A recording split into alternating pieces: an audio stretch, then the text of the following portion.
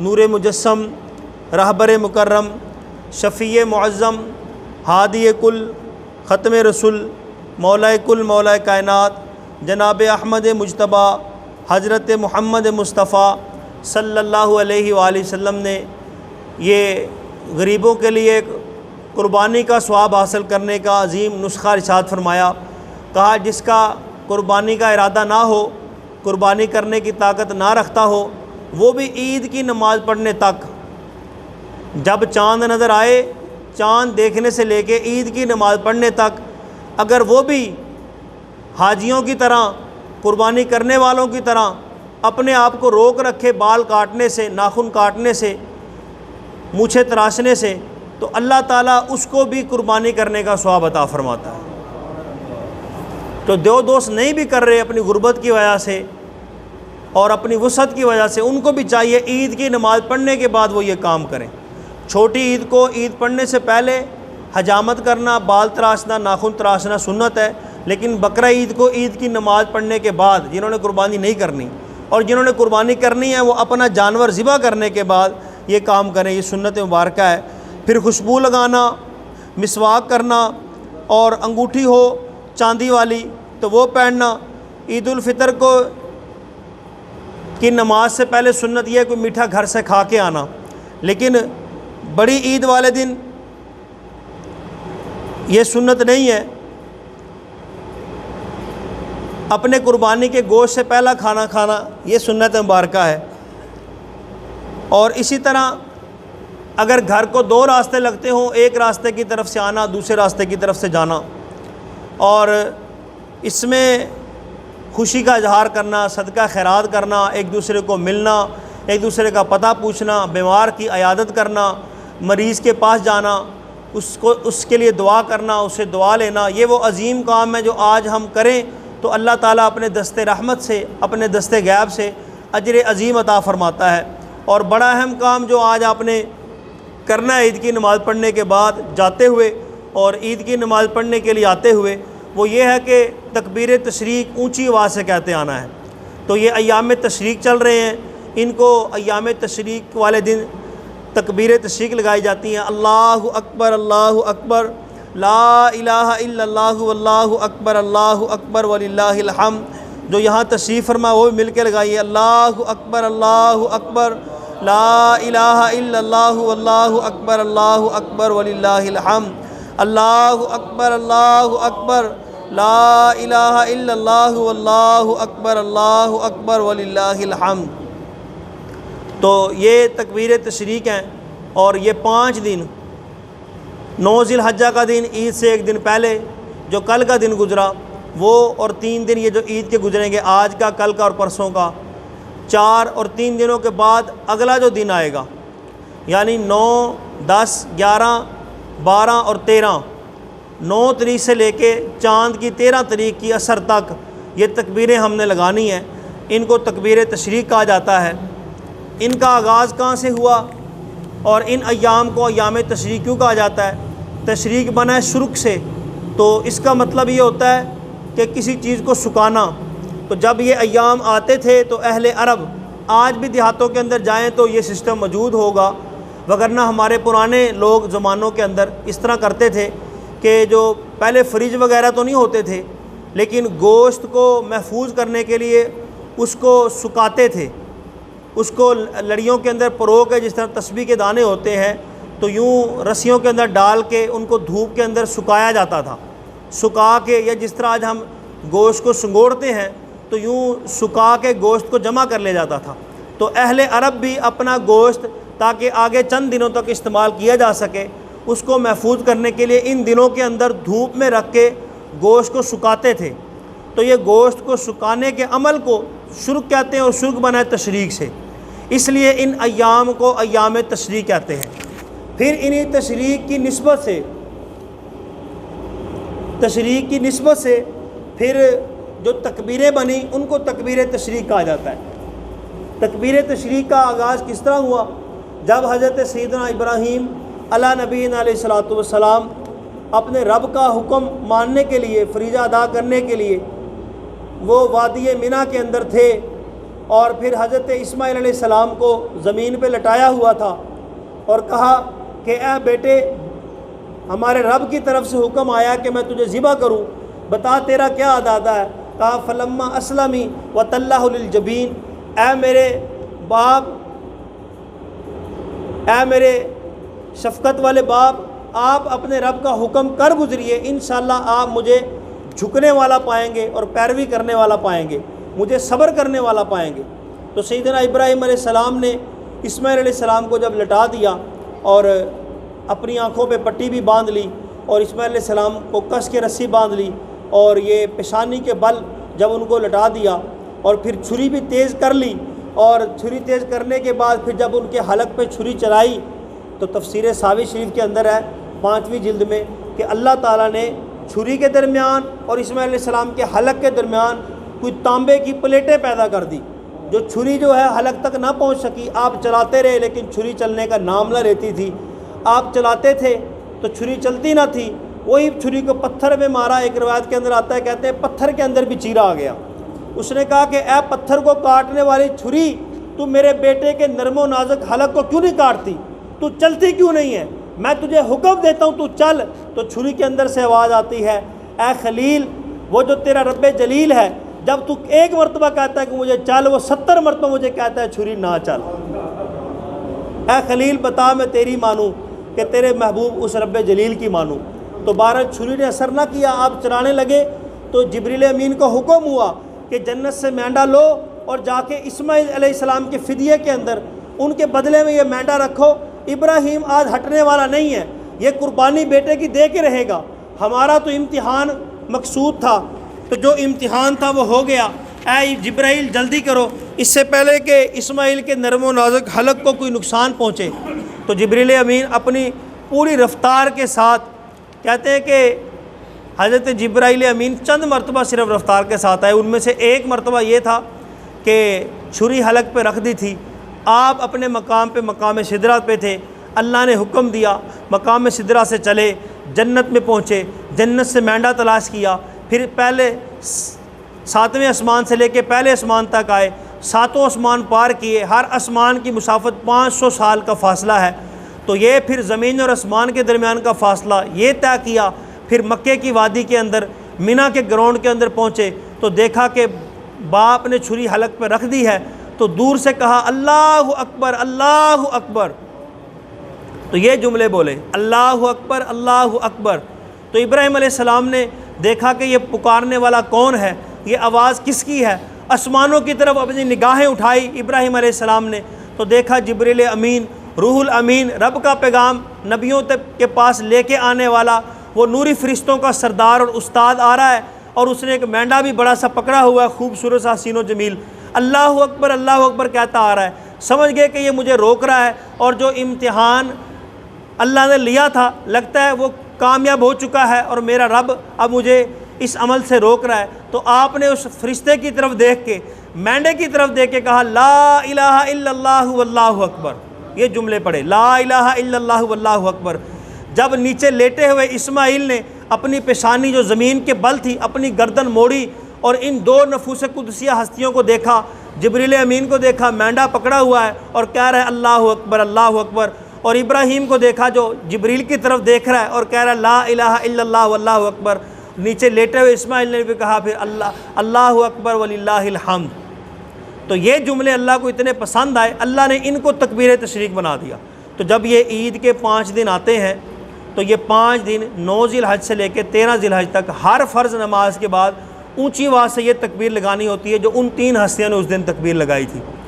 तो अल्लाहु अकबर, अल्लाहु अकबर, ला इलाहा इल्लल्लाहु वल्लाहु अकबर, अल्लाहु अकबर वलिल्लाहिल हम्द।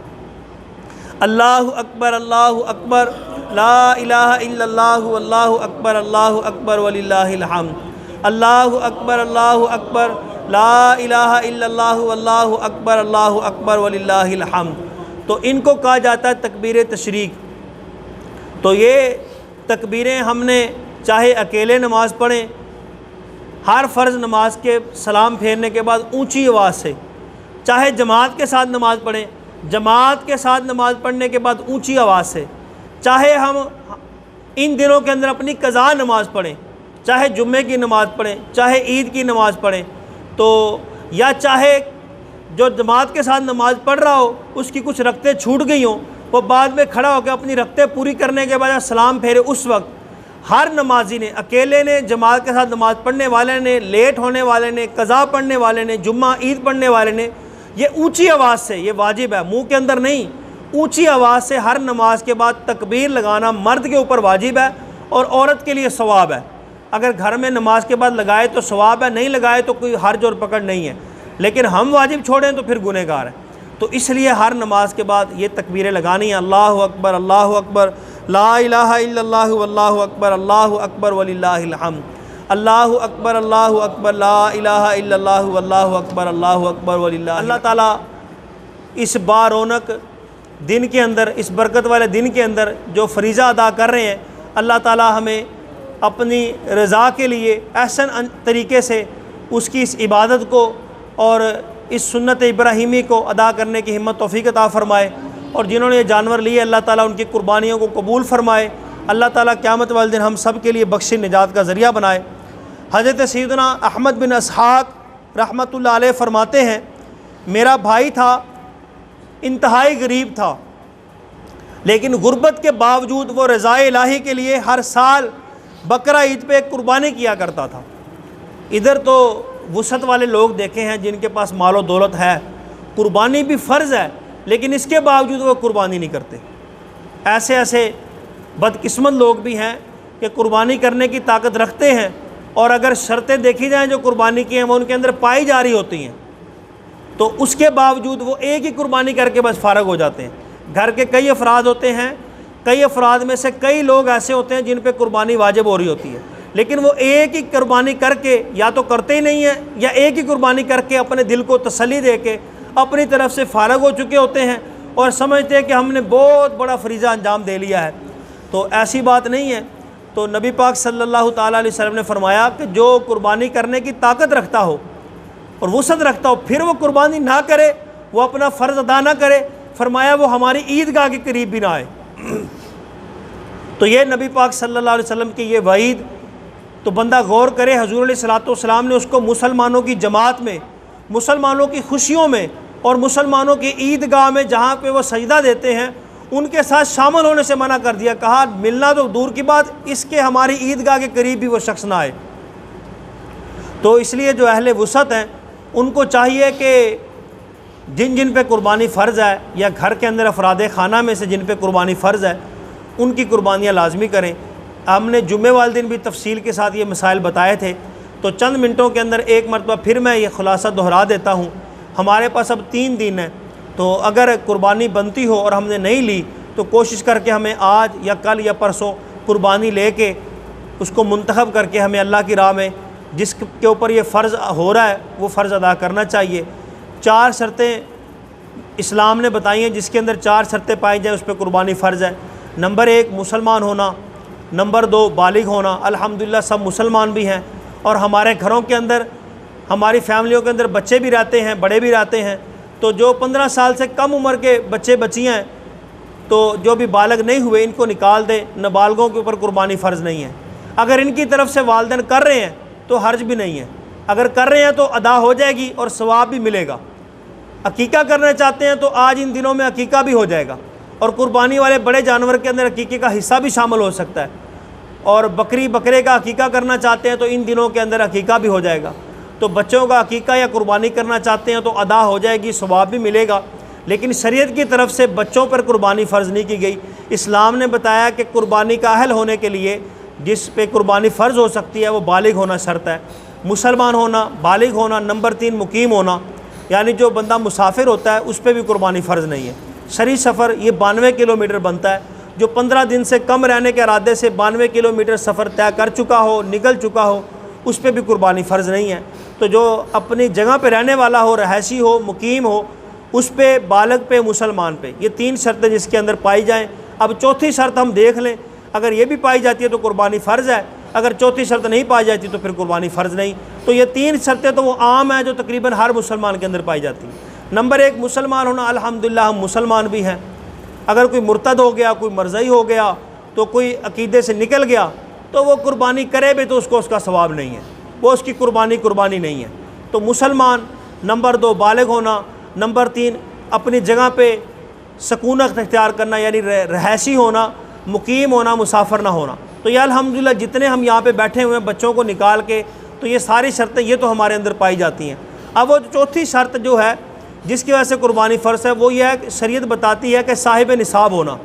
साहिब निसाब होना ये होता है कि इंसान के पास जो ज़रूरत ज़िंदगी का सामान, चीज़ें, कपड़े वगैरह, लिबास, उसकी इस्तेमाल की चीज़ें, इनको निकाल के आलतू फालतू चीज़ें इनके पैसे लगाए जाए, या कुछ फालतू रकम पड़ी हो, या कोई सोना चांदी पड़ा हो, या कोई प्लाट पड़ा हो, या कोई कारोबार का सामान पड़ा हो बेचने वाला, इन चीज़ों की अगर कीमत लगाई जाए तो 52.5 तोला चांदी की कीमत के बराबर पहुंच जाए तो बंदा साहिब निसाब है, उस पर कुर्बानी फ़र्ज़ है। एक मरतबा फिर सुन लें, ज़रूरत ज़िंदगी की चीज़ें निकाल के, कपड़े ये हमारे ज़रूरत ज़िंदगी के हैं। जो आप काम करते हैं, कारोबार करते हैं, एक बंदे का कारखाना, मशीनें उसके ये कारोबार का हथियार है, ये आला है। इसी तरह हमारी सवारियाँ, मोटरसाइकिल है, कार है, ये हमारी ज़रूरत ज़िंदगी है। इसी तरह घर का सामान। तो ये ज़रूरत ज़िंदगी को निकाल के आलतू फालतू चीज़ें जो सर्दियों गर्मियों में इस्तेमाल नहीं करते हम, या फालतू हैं, वैसे हमने शौकिया तौर पर रखी हुई हैं। तो बहुत सी चीज़ें औरतों के पास भी होती हैं, मर्दों के पास भी होती हैं। किसी बच्चे की शादी करनी है, उसका जहेज़ का सामान पड़ा हुआ है, तो क्योंकि अभी उसकी शादी नहीं हुई, ये अभी इस्तेमाल का नहीं है, अभी वैसे ही पड़ा हुआ है। अगर उस बच्ची के मिल्क हो गया है तो वो सारे सामान की कीमत लगाई जाएगी। इसी तरह बच्चियों का सोना चांदी हम जेवर बना के रख देते हैं। हमारे घरों के अंदर बहू होती है, बेटियां होती हैं, बहनें होती हैं, बीवी होती है, माँ होती है, इनके पास जेवर होता है। तो ये जेवर का अगर हिसाब लगाया जाए, या कुछ रकम होती है नकदी, उसका हिसाब लगाया जाए तो 52.5 तोले चांदी की रकम के बराबर पहुंच जाती है। तो इस तरफ हम तवज्जो नहीं करते, मर्दों से ज़्यादा औरतों के ऊपर कुर्बानी फ़र्ज़ हो रही होती है। तो अगर ये शर्तें पाई जा रही हैं हमारे घर की औरतों के अंदर, तो औरतों के ऊपर भी कुर्बानी फ़र्ज़ है। सिर्फ घर का सरबराह अपनी तरफ से कुर्बानी करके अपने आप को फ़ारग ना समझे कि हमने फ़रीज़ा अदा कर दिया और हमारे सब की तरफ से सुन्नत इब्राहिमी अदा हो गई है। नहीं, ऐसा नहीं है। तो ये साहिब निसाब होना शर्त, इस पर गौर किया जाए, देखा जाए। आजकल जो 52.5 तोला चांदी का रेट है वो तकरीबन 1,20,000 25,000 इसके करीब है, यानी 1.25 लाख रुपये समझ लें। 1.25 लाख मालियत के किसी के पास प्राइज़ बॉन्ड है, कमेटी निकलने वाली है, या उसके पास पैसे जमा हैं, या उसने इतने पैसे किसी से लेने हैं, या उसके पास ज़रूरत ज़िंदगी के अलावा इतना सामान पड़ा हुआ है जहेज़ की सूरत में, सोने की सूरत में, या उसका कोई बेचने वाला सामान पड़ा हुआ है कारोबार का, या कोई प्लाट वगैरह, अब उस पर कुर्बानी फ़र्ज़ है। तो अब अपने घर के अंदर अफराद खाना जो बालेगा उनमें गौर कर लें, ये वाली शर्त पाई जा रही है कि नहीं पाई जा रही। अगर नहीं पाई जा रही तो आप पे कुर्बानी फ़र्ज़ नहीं है। करेंगे शौक़ में, सुन्नत इब्राहिमी अदा हो जाएगी, सवाब मिलेगा। नहीं करेंगे तो गुनाह ऐसे ना हो। तो क्या कर्ज़ पकड़ के कुर्बानी कर सकते कि नहीं कर सकते? उलमा कराम ने यहाँ पे 2 मसले बताए हैं।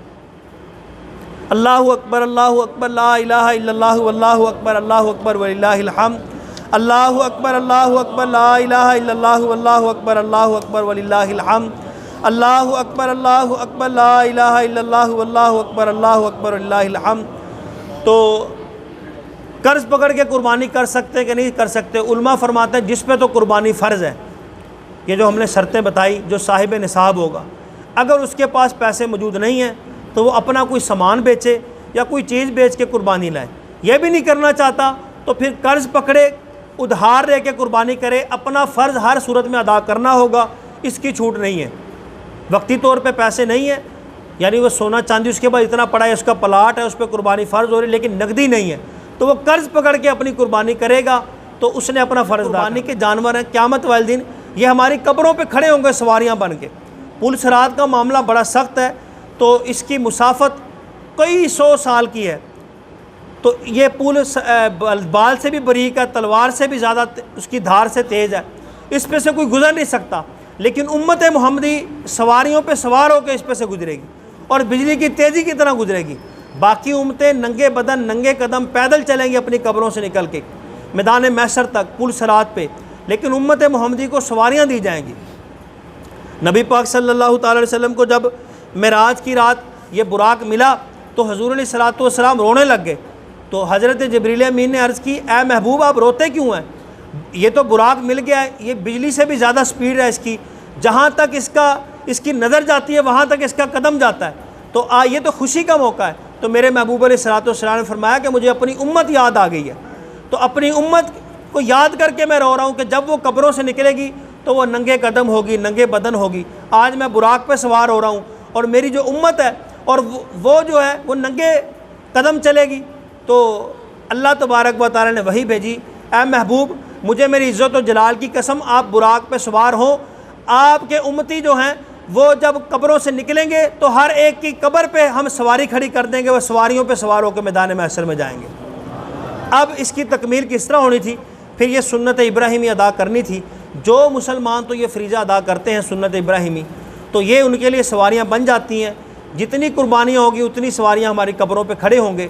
जिस सवारी पे हम चाहेंगे अपनी खूबसूरत सवारी देख के, तेज़ रफ्तार सवारी, मोटी ताज़ी सवारी देख के उस पर सवार होंगे। अब जिन्होंने अपनी ज़िंदगी में कभी कुर्बानियाँ नहीं की, मेरे महबूब अलैहिस्सलाम ने एक मेंढा मंगाया और फिर छुरी तेज़ की पत्थर के ऊपर, और आका करीम अलैहिस्सलाम ने अब उसको ज़िबा करने के लिए छुरी चलाई। फरमाया बिस्मिल्लाहि अल्लाहु अकबर मिन उम्मती मोहम्मद व मिन आले मोहम्मद व मिन मोहम्मद, या अल्लाह अज़्ज़ व जल ये मुझ मोहम्मद की तरफ से, मेरी आले मोहम्मद की तरफ से, और क़यामत तक ये मेरी सारी उम्मत मोहम्मद की तरफ से कुर्बान है। तो ये आका करीम अलैहिस्सलाम कितने मेहरबान हैं, कितने रहीम आका हैं। हजूर ने सारी उम्मत की तरफ से कुर्बानी की। इसके अंदर खसूसियत ये थी कि वो लोग जो क़यामत तक कुर्बानियाँ नहीं कर सकेंगे, कल को वो क़यामत वाले दिन जब अपनी कब्रों से निकलेंगे, कहीं फिर वो पैदल ना चलें, मेरे महबूब ने फरमाया उनकी तरफ से भी कुर्बानी कर दूँ, ताकि जब वो कब्रों से निकलें उनकी कब्रों के ऊपर भी सवारियाँ खड़ी हुई हों। लेकिन यहाँ पे साथ एक मसला भी याद रखें, ये मेरे आका व मौला सल्लल्लाहु अलैहि वसल्लम की खसूसियत और फजीलत है कि आपने एक बकरा सारी उम्मत की तरफ से ज़िबा फरमा दिया और अपनी क़यामत तक आने वाली सारी सैयदों आल की तरफ से, नस्ल की तरफ से कुर्बान कर दिया, अपनी तरफ से भी कुर्बान कर दिया। ये खसूसियत, ये मकाम सिर्फ़ अल्लाह के महबूब को हासिल था। हम में से कोई ये करना चाहे, यानी एक कुर्बानी हो और उसके अंदर हम किसी और की तरफ से भी करना चाहें, इस तरह नहीं हो सकता। एक कुर्बानी एक की तरफ से हो सकती है, दो शामिल नहीं हो सकते, तीन शामिल नहीं हो सकते। महबूब ने सारी उम्मत को शामिल कर लिया, यह आपकी खसूसियत थी। हम एक जानवर के अंदर एक ही को शामिल करेंगे। जिस तरह एक बकरी होती है, बाज़ कहते हैं दो भाई मिलके आधे आधे पैसे डालते हैं, हम बकरी ले आते हैं और कुर्बानी अक्सर देखा लोग इस तरह कर देते हैं, तो इस तरह दोनों की कुर्बानी ज़ाया हो जाएगी। या बड़े जानवर के अंदर एक पत्ती जिन्होंने डाली, चंद बंदों ने मिल के पैसे डाले, तो उनकी कुर्बानी भी ज़ाया हो जाएगी। लिहाजा एक बंदा एक पत्ती डाल सकता है या एक बंदा एक बकरी कर सकता है, तो वो जिसकी तरफ से भी करे, अपनी तरफ से किसी की तरफ से भी, लेकिन एक बंदे ने कुर्बानी करनी है। हाँ, सवाब सबको पहुँचा दे, नाने को पहुँचाए, दादे को पहुँचाए, अपने प्यारों को पहुँचाए, नबी पाक सल्लल्लाहु अलैहि वसल्लम को पहुँचाए। या अल्लाह ये जानवर मैंने अपने नाम का या फ़लाँ के नाम का, जिसके नाम का ज़िबा किया है, इसका सवाब मैं फ़लाँ फ़लाँ को पहुँचाता हूँ। सवाब जितनों को मर्ज़ी पहुँचा दे, सारी सरकार की उम्मत को पहुँचा दे, तो सवाब पहुँचेगा। तो बहरहाल अल्लाह अज़्ज़ व जल की बारगाह में दुआ है, ये आज हम जो फ़रीज़ा अदा कर रहे हैं, अल्लाह अज़्ज़ व जल एहसन अंदाज से अदा करने की हिम्मत तौफ़ीक़ अता फ़रमाए। अल्लाह ताला आज ये हमारे जानवरों की कुर्बानियाँ कबूल फ़रमाए, इसका अजर व सवाब क़यामत वाले दिन हमें नसीब फ़रमाए। जो सुना अल्लाह ताला अपनी बारगाह में कबूल फ़रमाए।